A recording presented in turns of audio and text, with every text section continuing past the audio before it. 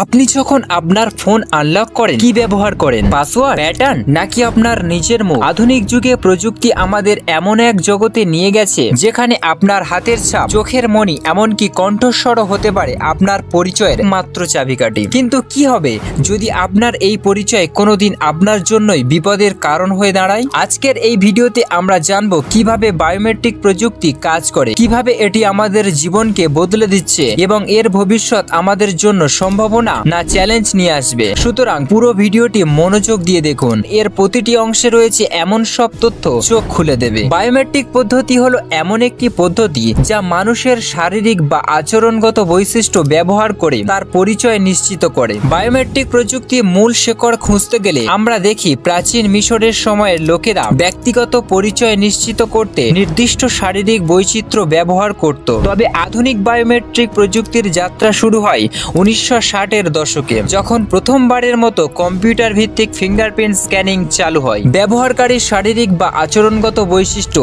যেমন ফিঙ্গারপ্রিন্ট বা face scan সেন্সরের মাধ্যমে সংগ্রহ করা হয়। এই ডেটা ডিজিটাল ফরম্যাটে রূপান্তরিত হয়ে বিশেষ অ্যালগরিদমে সংরক্ষিত হয়। প্রতিবার ব্যবহার করার সময় নতুন তথ্যটি পূর্বে সংরক্ষিত তথ্যের সঙ্গে মিলিয়ে দেখা হয়। যদি মিলে যায় সিস্টেম আপনাকে অনুমতি দেয়, অন্যথায় এটি অ্যাক্সেস ব্লক করে। আজকের দিনে স্মার্টফোন আনলক করার জন্য ফিঙ্গারপ্রিন্ট বা ফেস স্ক্যান সবচেয়ে জনপ্রিয় পদ্ধতি। বায়োমেট্রিক প্রযুক্তি এখন আর্থিক লেনদেনের ক্ষেত্রে নিরাপত্তার স্তর যোগ করেছে। উদাহরণস্বরূপ এটিএম এ ফিঙ্গারপ্রিন্ট ব্যবহার, বিমানবন্দরে চেক ইন এবং নিরাপত্তা যাচাই প্রক্রিয়া দ্রুত করতে বায়োমেট্রিক প্রযুক্তি ব্যবহৃত হচ্ছে। রোগীর পরিচয় নিশ্চিত করতে এবং ডেটার নিরাপত্তা নিশ্চিত করতে এটি ব্যবহার হচ্ছে। পাসওয়ার্ড ভুলে যাওয়ার ঝামেলা নেই। বায়োমেট্রিক এমন কিছু যা কেবল আপনারই আছে। কেবল একটি স্ক্যান বা চ্যাট দিয়ে আনলক, চেক ইন বা লেনদেন সম্ভব। ফিঙ্গারপ্রিন্ট বা ফেস স্ক্যান নকল করা অত্যন্ত কঠিন, যা এটি প্রতারণা রোধে কার্যকর করে তোলা হয়।